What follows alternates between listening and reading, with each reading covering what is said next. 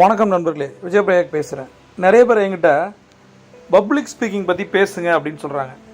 மேடை பேச்சு உலகத்தின் 2வது பயம் அப்படின்னு சொல்லுவேன். மரண பயம்.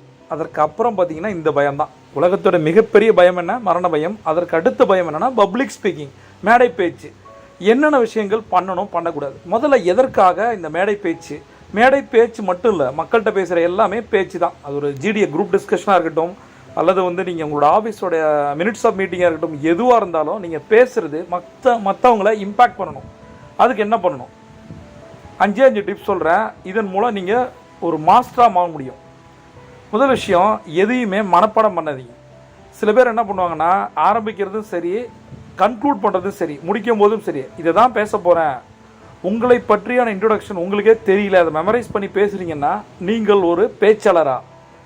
என்ன கன்க்ளூட் பண்ண போகிறோம், என்ன முடிக்க போகிறோம், இதையுமே மெமரி பண்ணுவாங்க. எதையுமே மெமரி பண்ணாதீங்கன்னு சொல்கிறேன். என்ன ஆகிடும்னா, ஒருவேளை கூட்டம் அதிகமாக இருக்கும்போதோ இல்லை டெக்னிக்கல் இஷ்யூவாலேயோ அல்லது நீங்கள் பேசும்போதோ ஏதாவது விஷயங்களை மறந்துட்டிங்கன்னா டோட்டலாக உங்களோட ஸ்பீச் சொதப்பலாக போயிடும். அதனால் மனப்பாடம் பண்ணி ஒப்பிக்கிறத நிறுத்துங்க.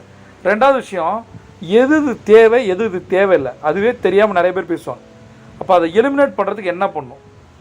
இப்போ நீங்கள் பேசுகிறீங்க அப்படின்னா ஒரு நோக்கம் இருக்கணும். வாழ்க்கைக்கு எப்படி ஒரு லைஃப் பர்பஸ் இருக்கோ அது போல் நீங்கள் 5 நிமிஷம் பேச்சாக இருந்தாலும் சரி, ஒரு 50 நிமிஷம் பேச்சாக இருந்தாலும் சரி, ஒரு பர்பஸ் இருக்குது. அதை டீவியேட் பண்ணுற மாதிரி, டைல்யூட் பண்ணுற மாதிரி எந்த ஒரு விஷயங்களையும் உங்களோட பேச்சில் கொண்டு வராதீங்க. ஸ்ட்ரைட்டாக என்ன சொல்லுமோ அதை சொல்லணும். அதற்கு என்ன விஷயங்கள் வேணால் கொண்டு வரலாம். பட் நீங்கள் பேசுகிற விஷயங்கள் தேவையில்லாமல் இருக்கா, அதை யோசிங்க. 3வது விஷயம், எப்பயுமே நம்ம பேசுகிறதுக்கு முன்னாடி நம்மளோட ஸ்பீச்சை ரெக்கார்ட் பண்ணி திரும்ப கேட்குறது நல்லது. நம்மளோட பேச்சை நம்மளாலே கேட்க முடியல அப்படின்னா நம்மளுடைய வெல்விஷர்ஸ்க்கு அனுப்புறது நல்லது. அவங்க அனுப்பிச்சு இது ஓகேவா, ஓகே இல்லையா, எதை சேர்க்கலாம், எதை குறைக்கலாம், இதை நம்ம ஒரு டிசைட் பண்ணிக்கிட்டோம் அப்படின்னா நம்மளோட பேச்சு கிறிஸ்பாக இருக்கும், அட்ராக்ட் பண்ணும். அடுத்தது, நிறைய புள்ளி விவரங்களோட நிறைய பேர் பேசுவாங்க. அவங்க நினைப்பாங்க டேட்டா பேசும்போது மக்களோட மைண்டில் போய் நிற்கும்னு சொல்லிட்டு. மிக அதிக புள்ளி விவரங்கள் மக்களை ஸ்பாயில் பண்ணும்.